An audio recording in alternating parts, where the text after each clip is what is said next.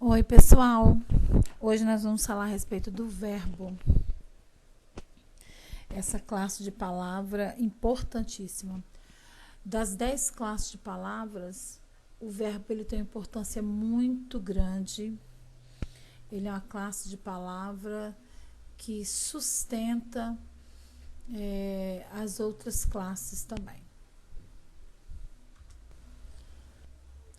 Bom, o que é o verbo, né?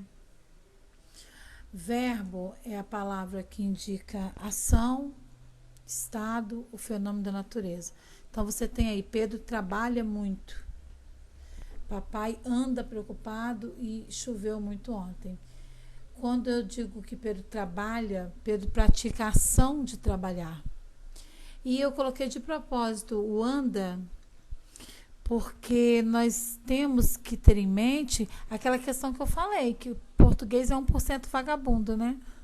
Quando você pensa que aprendeu tudo, tem sempre um detalhezinho que faz uma diferença muito grande. É igual a música do Wesley Safadão. Olha esse anda aí. Eu não quero dizer que ele anda de andar, de praticar uma ação.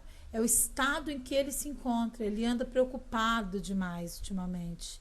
E choveu, que indica aí fenômeno da natureza. Bom, as conjugações verbais. Gente, os verbos no infinitivo, eles podem ter as seguintes terminações: ar, i e or. Então, quando eu encontro palavras que indicam ação, estado, fenômeno da natureza, e elas ainda terminam em ar, i ou or, são verbos que estão em determinadas conjugações. Os verbos, por exemplo, que terminam em ar, como amar, jogar, passear, eles pertencem à primeira conjugação. São os verbos que são mais numerosos. Os verbos terminados em er são os verbos da segunda conjugação. Comer, ler, conceder. Também o verbo pôr, porque antigamente não se falava pôr, se falava poer. Né? Então não é como agora, eu posso pôr minha bolsa aqui na mesa. Então antigamente seria eu posso poer minha bolsa. Por isso que os verbos terminados em or, eles pertencem à segunda conjugação dos verbos. E os verbos terminados em ir. Então, nós temos partir, sentir, mentir, que pertence à terceira conjugação. Seguindo os tempos do verbo. Nós temos 3 tempos. O verbo ele se apresenta no presente, no passado e no futuro. Então, Lourenço vende frutos. O verbo vender ali, vende, indica que é uma ação atual, o tempo presente. Aí eu peguei a mesma pessoa, o mesmo sujeito. Lourenço vendeu frutos. Então já passou, Lourenço já vendeu.